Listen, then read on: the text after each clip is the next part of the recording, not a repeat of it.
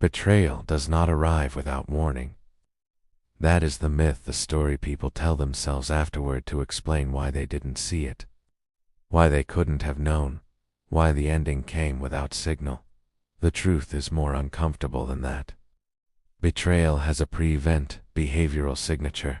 It is readable, traceable, and in most cases, fully present weeks or months before the act itself. It's the reason most people miss it is not a failure of perception. It is a failure of framework. They were not looking for the right things. They were not watching the right layers. And by the time the content of the betrayal became undeniable, the behavioral architecture that preceded it had already been transmitting its warning for longer than they would want to admit. What behavioral science understands about pre-betrayal states is this: the decision to betray someone, whether in a relationship, a professional alliance, a friendship, or a position of trust, does not happen instantaneously. It is a process, a gradual internal reorganization of how the person constructs their identity in relation to you. Before the act, there is a period of psychological migration, a slow but measurable drift in how the person privately categorizes you, relates to you, and positions you in their internal model of the world. That drift is invisible at the content level. The person may still be saying the right things, performing the right behaviors, maintaining the surface architecture of the relationship with apparent care. But beneath that surface, the reorganization is already underway. And it produces behavioral shifts, not in what the person says, but in the subtle, largely involuntary patterns that accompany their behavior, that are detectable to anyone trained to look for them. The first shift is what behavioral analysts call pronoun erosion. In stable, trusting tact relationships, professional or personal, the linguistic architecture of how one person refers to shared territory reflects their psychological membership in that territory. They say we, they say our, they say our, they say us, not performatively, but as the default, unremarkable grammatical expression of a shared identity structure. When the internal process of psychological migration begins, this shifts. The pronoun landscape quietly changes. The person begins unconsciously defaulting to I, where they previously used we. They speak of shared projects, shared history, shared goals in the third person, or with ownership language that subtly excludes you. They say the project instead of our project. They say that decision instead of our decision. They say the relationship instead of what we built. This is not deliberate linguistic strategy. It is a grammatical leak from an identity structure that has already begun to privately reorganize. The relationship still exists in the public architecture of their behavior. It has already ended in the private architecture of their language. The second shift is more subtle and considerably more unsettling once you learn to recognize it: the sudden, unprovoked escalation of expressed loyalty. This is one of the most counterintuitive signals in the pre-betrayal behavioral repertoire, and it is the one most likely to be misread as reassurance. When a person is in the process of preparing, consciously or not, to violate a trust, they frequently experience what psychologists identify as cognitive dissonance, the irresolvable tension between their self-concept as someone who is loyal, trustworthy, and good, and the reality of the decision they are moving toward. One of the primary mechanisms for managing that dissonance is verbal compensation. Overassert the very quality they are in the process of abandoning. This person about to leave the partnership begins telling you how committed they are. The person about to disclose what was shared in confidence begins emphasizing how much they value discretion. The person about to act against your interests begins performing loyalty with an intensity that has no organic trigger, no reason, in the immediate context, for the assertion to be made at all. The emphasis is the signal. Loyalty that announces itself is loyalty under internal pressure, and loyalty under internal pressure is loyalty in the process of failing. The third shift operates in the domain of information management and is one of the most clinically precise indicators available to a trained observer. In healthy, trust-intact relationships, information flows with a certain natural reciprocity. There is a shared understanding, explicit or implicit, of what is disclosed, what is withheld, and why. This equilibrium is not conscious. It is the behavioral expression of a shared psychological contract. So when the pre-betrayal process begins, this equilibrium breaks down in a specific and identifiable way. The person begins selectively compartmentalizing information that would previously have been shared naturally, not dramatically, not obviously. They are not suddenly secretive in a way that announces itself. The shift is more granular than that. Questions that would previously have produced expansive, textured answers now produce answers that are technically accurate, but informationally thin. They stop volunteering the peripheral detail, the contextual update, the unsolicited disclosure that is the hallmark of genuine informational openness.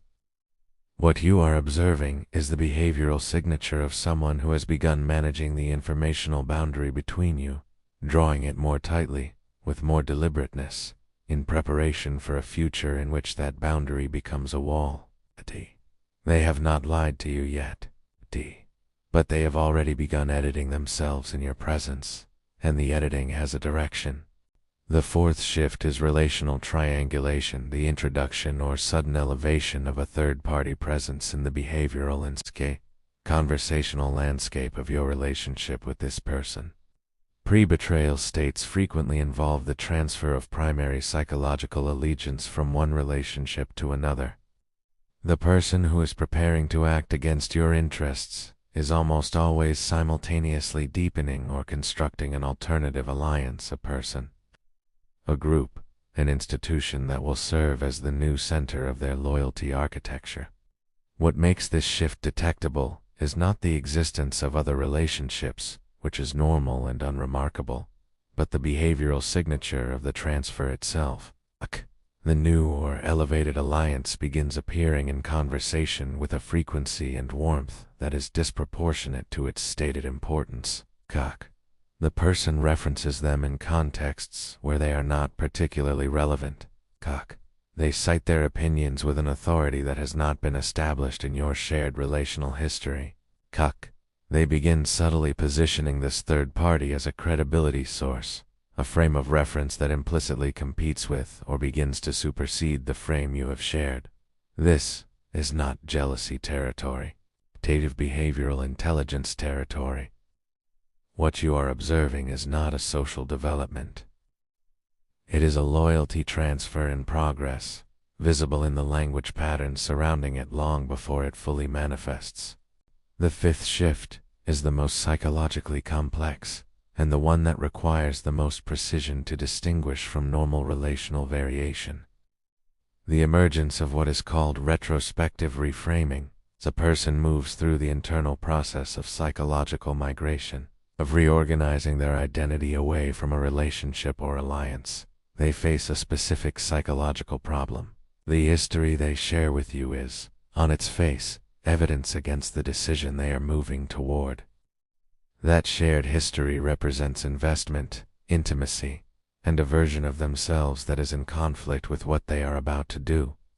The resolution to this problem, in the behavioral record, is the systematic reinterpretation of that history. Not in a single conversation, not in an obvious, declarative revision, but gradually, incrementally, in small moments where the past is referenced with a slightly different emotional valence than it previously carried. Events that were once described with warmth or pride begin to be described with neutrality. Decisions that were once framed as shared begin to be attributed to external pressure. Achievements that were once claimed as mutual begin to be quietly claimed as individual. The person is not lying about the past.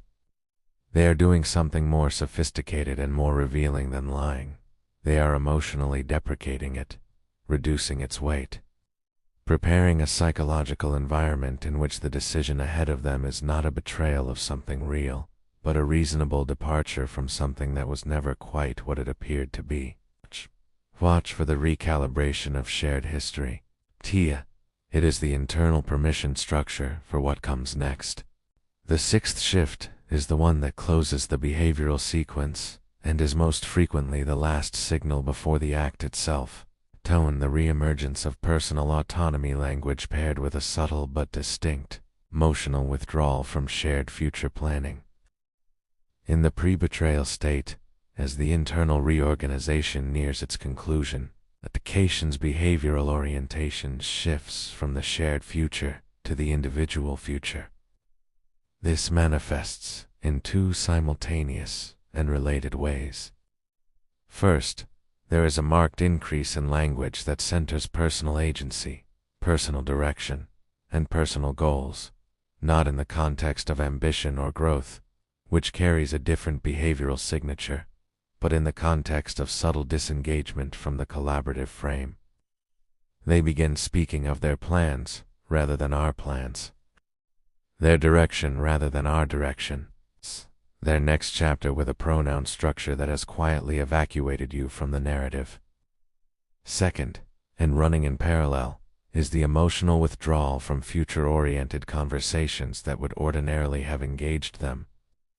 Discussions about shared plans, upcoming commitments, long-term structures, conversations that once produced genuine engagement, now produce a response that is present but slightly hollow, technically participatory but effectively absent. Atia, they are in the conversation. Atia, they are no longer inside the future it is describing. The withdrawal is not dramatic. Tia does not announce itself, but it is the behavioral signature of someone who has already, privately, begun to live in a future that does not include you, and who is now simply waiting for the external reality to catch up with the internal decision that has already been made.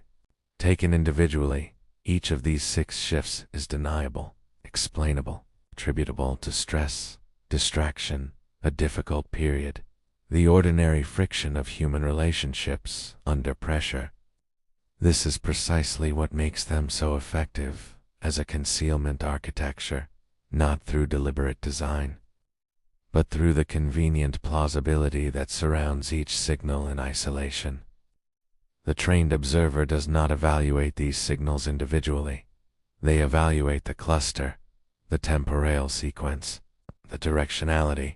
Because what makes this behavioral pattern distinct from normal relational variation is not the presence of any single shift, but the emergence of multiple shifts, moving in the same direction across a compressed time frame. It's pronoun erosion accompanied by information compartmentalization accompanied by retrospective reframing is not a series of unrelated adjustments. It is a behavioral vector.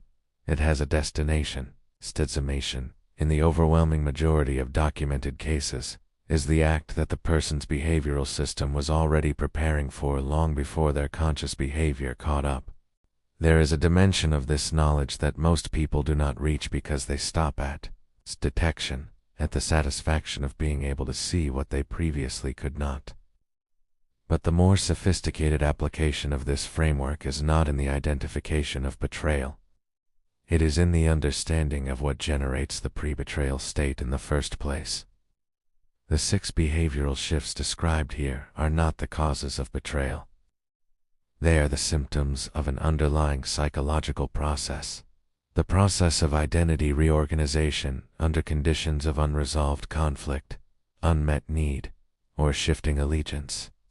Understanding that process means understanding not just when someone is preparing to betray you, but why. What the relational or structural conditions are that produced the migration. What the person is moving toward, and what they are moving away from. This is a considerably more useful form of intelligence than simple detection, because it allows for intervention, not always successful, not always desired, but possible at the level of cause rather than symptom. It also produces, with time and practice, a more sophisticated understanding of the conditions inside your own relationships and alliances that make betrayal more or less probable. Which environments you create that invite loyalty. Which environments you create that quietly accelerate the migration process in others without your awareness. That self-examination is not comfortable, but it is the level at which this knowledge becomes genuinely transformative rather than merely tactical. The behavioral record of every betrayal you have experienced contained these signals. That is not a consolation. 'Tis a recalibration. The information was present. The framework for reading it was not. What you carry forward from this is not suspicion. Hypervigilance is its own form of perceptual distortion, and it produces its own behavioral consequences. What you carry forward is precision. The capacity to observe the people in your closest proximities with the kind of quiet, unobtrusive attention that allows the signal to surface before the act. No, not because you were watching for betrayal, but because you were watching accurately, methodically, without the distortion of what you hoped was true, for what was actually there. That capacity, developed with discipline and applied without paranoia, is one of the most protective cognitive tools available to a human being operating in complex social environments. It was always learnable. Simply were not taught that it existed.